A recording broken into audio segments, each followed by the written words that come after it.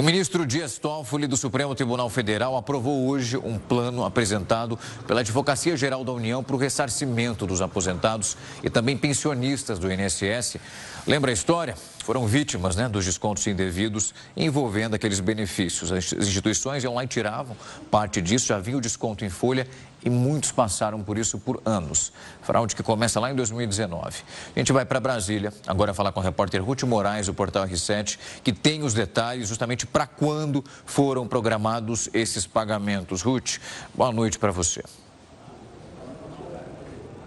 Boa noite para você, Algarte, e para todos que nos acompanham. Pois é, pelo cronograma da Advocacia Geral da União, o pagamento do primeiro lote está previsto para começar em 24 de julho. E esse acordo estabelece o reembolso integral dos valores descontados sem autorização entre março de 2020 e março de 2025, com correção pelo IPCA. Inicialmente, cerca de 1,5 milhão de beneficiários devem ser contemplados nesse primeiro lote, mas a AGU diz que ao menos 2,1 milhões de segurados já estão aptos a receber essa devolução. O objetivo deste acordo é evitar a judicialização desses casos do INSS em massa, promovendo uma segurança jurídica e garantindo mais agilidade na reparação dos danos que foram feitos a esses aposentados e pensionistas. Mas a homologação ainda vai ter de passar pelo plenário virtual do STF, em julgamento que deve começar em 15 de agosto. De acordo com a decisão do ministro Dias Toffoli, que é o relator dessa ação, para permitir o reembolso da forma imediata, o governo está autorizado a usar recursos fora do teto de gastos, ainda que esses valores não figurem como crédito extraordinário. Após a homologação desse acordo no STF, o governo deve aqui divulgar os detalhes finais do cronograma e das regras para que os beneficiários recebam esses valores aqui de forma integral. Esse reembolso vai ser realizado diretamente na folha de pagamento do beneficiário. E para receber a indenização, os segurados precisam contestar os descontos que consideram indevidos por meio da plataforma Meu INSS, que é oficial do governo federal. A adesão a esse acordo ela é feita de forma voluntária e quem optar por aderir a ele vai ter o direito à devolução de forma imediata aqui e também mais ágil, e também a uma quitação imediata com o INSS, mas ainda vai poder reivindicar outros direitos com relação às entidades associativas que realizaram esses descontos indevidos. Apesar disso, a decisão implica na desistência de outras ações já ajuizadas contra o próprio INSS, Algarte. Ruth, vamos falar agora do presidente do Senado, Davi Alcolumbre, que afirmou que vai apresentar uma proposta para limitar a judicialização dos partidos políticos de decisões do Congresso Nacional via Supremo Tribunal Federal. A previsão, inclusive, que esse texto seja levado a líderes partidários na próxima semana. Ruth, o que consiste essa proposta? A gente está falando de uma reação muito clara à decisão de acionar o Supremo, aquela discussão do IOF, para verificar se, pelo menos nesse momento, eles conseguem frear o governo federal, porque a gente lembra também que o Congresso costuma recorrer ao Supremo nessas questões em situações que são delicadas.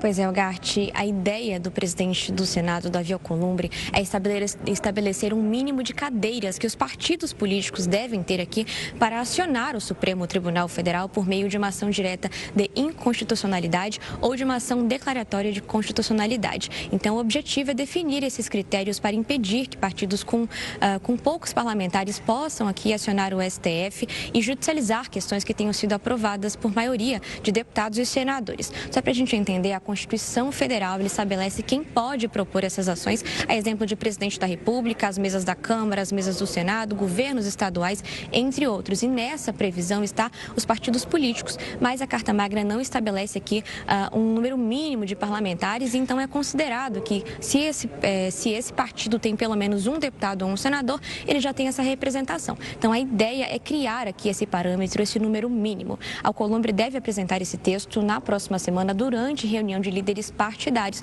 e líderes que foram ouvidos por nossa reportagem disseram que são favoráveis ao assunto, então esse tema não deve enfrentar resistência aqui, pelo menos pela maioria do Congresso Nacional.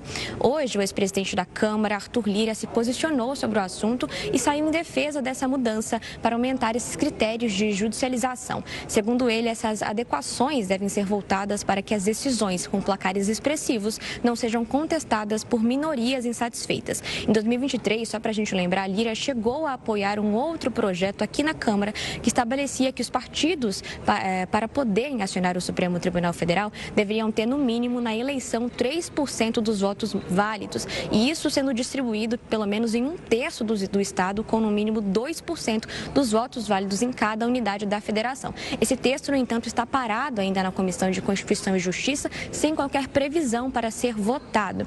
Ainda na Câmara, que o líder do Partido Liberal, Sóstenes Cavalcante, iniciou na semana passada a coleta de assinaturas para uma proposta de emenda à Constituição que estabelece que o partido, para poder acionar o STF, precisa ter no mínimo 5% de representação no Congresso Nacional. Já no Senado, o senador Márcio Bittar também coleta assinaturas para uma PEC muito parecida. Então, os parlamentares estão se mobilizando também para assinar esse texto.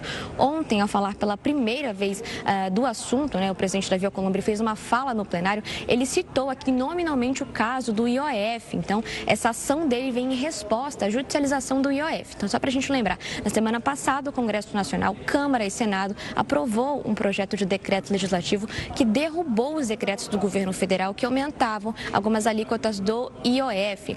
E aí, após isso, imediatamente, o PSOL, que tem 13 deputados federais e nenhum senador, judicializou o assunto, que incomodou muitos partidos aqui no Congresso Nacional. Após a ação do PSOL, a própria AGU, Advocacia Geral da União, portanto, o próprio governo também judicializou a questão, mas o que incomodou de fato foi aqui a ação desse partido do PSOL, que na avaliação dos deputados não tem uma representação tão grande assim no Congresso Nacional. Agora, essa ação, as duas ações estão na relatoria do ministro Alexandre de Moraes do STF, que deve nos próximos dias dar alguma decisão ou pedir para que o Congresso e o governo se manifestem sobre o assunto. Então, toda essa repercussão em torno desse projeto, dessa proposta para limitar o acesso desses partidos políticos com representação mínima no STF, acontece após a judicialização do IOF. Volto com você, Elgarte.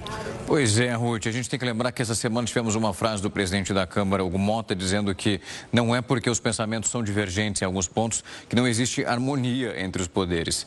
Acho que isso resume muito bem essa semana em relação a essa discussão, porque está difícil encontrar essa harmonia. Os projetos eles estão exatamente indo na situação contrária, modo contrário àquilo que espera o presidente Lula em votações que são super importantes. Algumas foram aprovadas, é claro, mas outras específicas e também que têm uma musculatura importante para a mudança, como a arrecadação, essas não estão seguindo os trilhos esperados pelo presidente.